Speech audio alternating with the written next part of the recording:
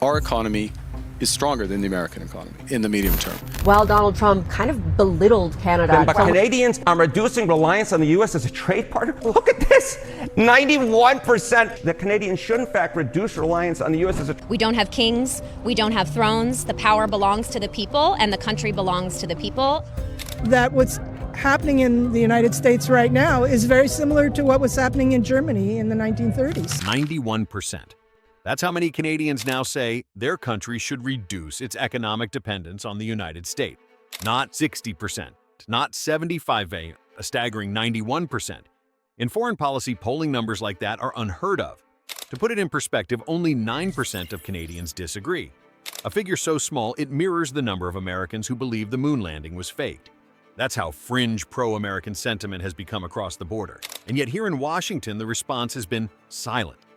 No national address, no strategy update, no sense of alarm. But this isn't a small policy rift, it's a rupture. If you're a Canadian looking to travel to the United States, you might want to think twice.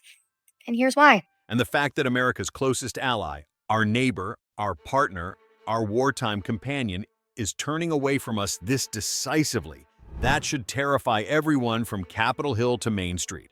Not because Canada is acting out, but because they finally clearly don't trust us anymore. So, how did we get here?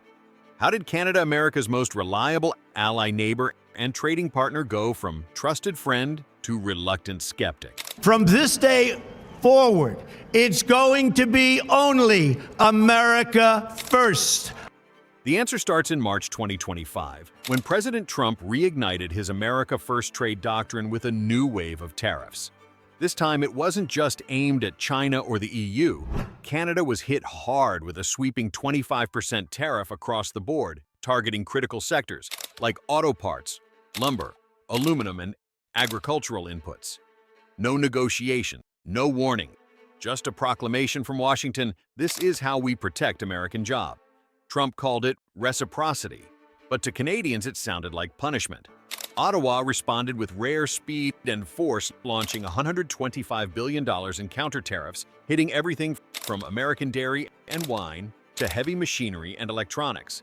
At the same time, Canadian officials rolled out a national Buy Canadian campaign urging citizens to shift away from U.S. goods entirely. Yes, I'm not buying anything American anymore. Yes. I stopped about 2 weeks ago. The shift wasn't subtle, it was cultural. From grocery aisles to dealership showrooms, the message was clear. The neighbor you once trusted is now taxing you like an enemy. This wasn't just a policy disagreement, it was an emotional rupture. Canada had spent decades integrating its economy with the U.S., aligning defense, energy, and supply chains under the assumption that the partnership was permanent. But that assumption cracked in 2025.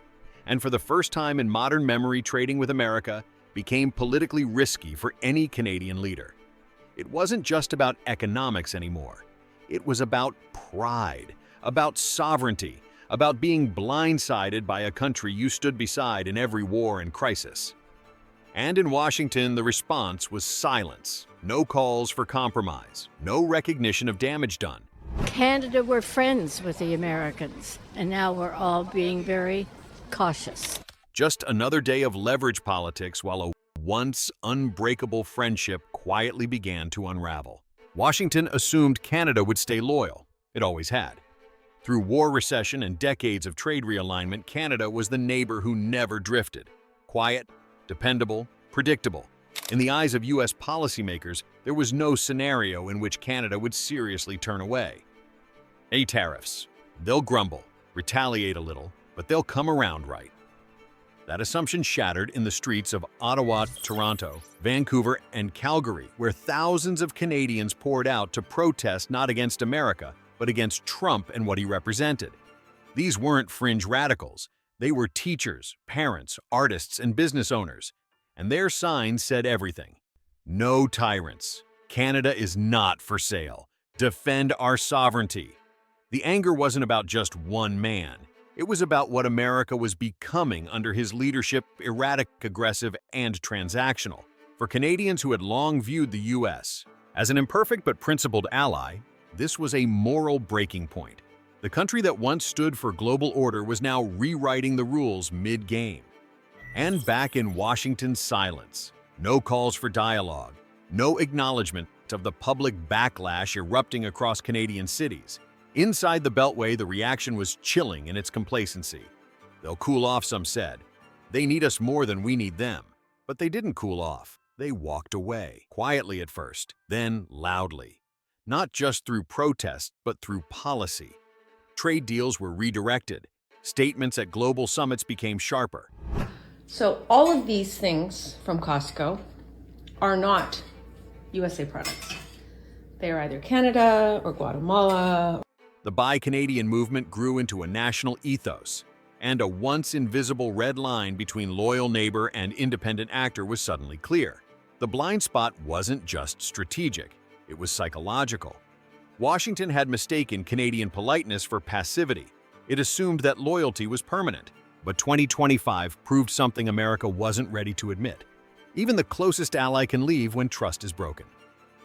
While protesters flooded Canadian streets waving signs that read "No Tyrants" and "Canada is not for sale," Prime Minister Carney didn't rage. He recalibrated. No fiery press conferences, no bombastic soundbites, just quiet, deliberate moves, sharp enough to send a message, measured enough to avoid escalation. His tone stayed calm, but every decision was charged with intent. At the 2025 G7 summit in Calgary, Carney made the first move that broke with decades of tradition. He refused to issue a joint communique with President Trump, a symbolic break from the US-led consensus that had defined these summits since the Cold War. This wasn't a snub for show. It was a strategic pivot in plain sight. Canada, long the loyal neighbor, was no longer willing to rubber stamp American leadership, especially under a president who viewed allies as leverage and cooperation as weakness. For Carney, the point wasn't to isolate America. It was to prove that Canada didn't need to follow it. Instead, he turned outward. While Trump threatened new tariffs and warned allies about economic consequences, Canada doubled down on diplomacy, expanding trade talks with the European Union, fast-tracking energy and defense cooperation with Japan, and quietly reactivating diplomatic channels with India and ASEAN. Behind closed doors, Canadian officials began auditing all strategic dependencies on the U.S., from semiconductors to pharmaceuticals, mapping out a new posture built not on proximity, but on resilience. Even the G7 itself was re-engineered. Carney worked behind the scenes to redesign the summit's structure, limiting Trump's ability to dominate media narratives or derail collaborative efforts. Where past summits echoed U.S. talking points, Calgary became a platform for multilateralism, one where no single country, not even the United States, could hold the mic for too long. Trump still grabbed headlines with his usual theatrics, but the real work, the real negotiations, they happened in bilateral sideline meetings where Carney quietly positioned Canada as a bridge builder between East and West. This wasn't a tantrum, it was a blueprint. Canada didn't just protest U.S. behavior, it rewrote the rules of engagement. It restructured its diplomatic playbook to reflect a new reality. America, once a stable cornerstone, had become a moving target. And in Washington, most policymakers dismissed it as noise, temporary anger driven by domestic politics. But they missed the deeper shift. Canada wasn't reacting. It was rebalancing. What started as a trade dispute had transformed into something far more consequential, a geopolitical reorientation, calculated, cautious, and quietly historic. And the world took note. If America can lose Canada, who's next? That's the question now haunting policymakers in Washington. Because Canada wasn't just an ally, it was the ally. The country with whom we shared the world's longest undefended border, our top trading partner for decades, our closest defense collaborator outside of NATO command. If trust can fracture there in the most stable, peaceful bilateral relationship on Earth, what does that mean for the rest of the world? The signs are everywhere. Japan is quietly hedging, deepening defense and energy ties with India and Australia while accelerating its post-US contingency planning in case American policy swings become the new norm. The European Union is pushing back harder than ever, building out its own industrial policy, tech sovereignty plans, and green subsidies, no longer willing to depend on Washington's mood swing. And in Latin America, a new generation of leaders is rebalancing toward China, regional alliances and South-South partnerships, no longer buying into the old assumption that U.S. alignment is the only path to progress. For much of the post-war era, America didn't have to force loyalty. It earned it through stability, vision, and partnership. But that's changing. The more we threaten allies with tariffs, insult them on global stages, or walk out of summits when things don't go our way, the more we train the world to treat us not as a partner, but as a risk. We used to be seen as the anchor in the storm. Now we're often the storm itself. Trump's trade war with Canada didn't just cause a diplomatic rift. It held up a mirror, and what our allies are seeing isn't strength. It's volatility. It's nationalism masquerading as strategy. It's a country that once led with trust, now defaulting to threats. And the more we double down on that playbook, the more we send a single chilling message to the world. If we can turn on Canada, we can turn on anyone. What happens when the friend who knew you best stops recognizing you? Not out of anger, not out of betrayal, but because somewhere along the way you changed and never noticed. For decades, Canada was the mirror that reflected back America's better image. Polite, principled, loyal. A country that stood by the U.S. through war, terror, recession, and recovery, not because it had to, but because it believed in the partnership. But that reflection is cracking, not because Canada is turning hostile, but because America has turned into something unrecognizable, unpredictable, impulsive, driven by grievance more than vision. Under Trump, foreign policy became a performance. Alliances became deals. Trust became optional. Canada didn't just walk away because of one tariff. It walked away because it saw who we've become and didn't like it. Trump didn't merely damage a relationship. He revealed how fragile it really was. He showed the world that even the most sacred alliances can be sacrificed for a headline, a poll bump, or a negotiation tactic. And now the question isn't whether Canada will come back. It's whether others will leave next. Because when trust breaks, no tariff rollback, no handshake, no summit communique can repair it. The world isn't waiting for America to lead anymore. It's watching to see if we even remember how. So now, it's your turn.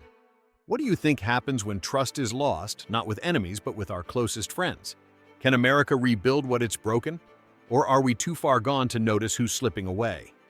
Drop your thoughts in the comments. Subscribe for more stories that the headlines miss, but history won't forget. And next week, we're diving into how Japan is quietly preparing for a future without U.S. protection and why Washington should be very, very worried. This isn't just foreign policy, it's a wake-up call, and the clock is ticking.